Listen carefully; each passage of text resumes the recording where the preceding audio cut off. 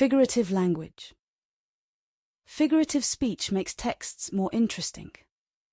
Writers will use different types of figurative language to create some interesting effects.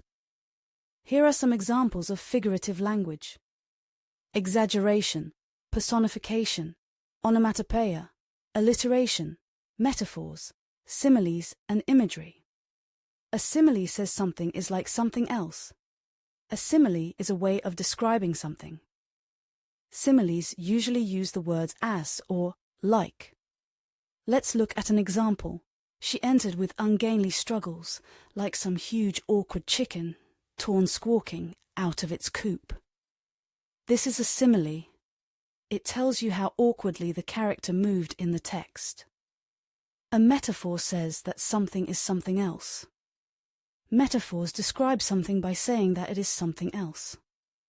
Metaphors do not use like or as. Let's look at an example. I am a black ocean, leaping and wide. Here is a metaphor. The narrator of this isn't an ocean, but it's a way of describing how powerful they are. Personification is another kind of comparison. Personification is when an animal or an object is described as having human qualities. Let's look at an example.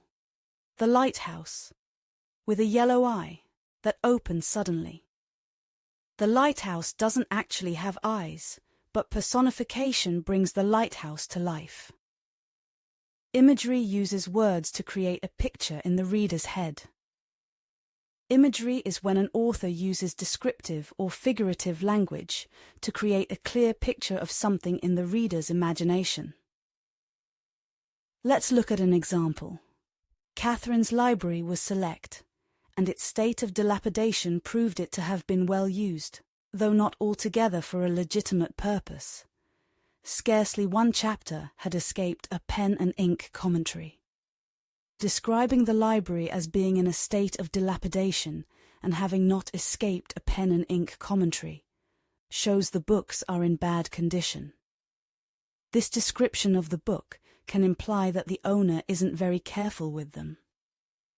Writers exaggerate for effect in their writing. Exaggeration is when something is said to be a lot better or a lot worse than it actually is. Writers can sometimes exaggerate to persuade the reader to see their point of view. Exaggeration is also called hyperbole. Let's look at an example. These clothes are so soft and comfy. I love them. I am never taking them off. The writer exaggerates to make their clothing sound really good. Alliteration is when sounds are repeated. Alliteration is often used in poetry or for short and snappy slogans in adverts and leaflets. It grabs the reader's attention and often makes the text more memorable. Let's look at an example. Don't dream it, drive it. This is Jaguar's slogan. Onomatopoeia. It sounds like what it is talking about. Writers will use onomatopoeia to make their descriptions come to life.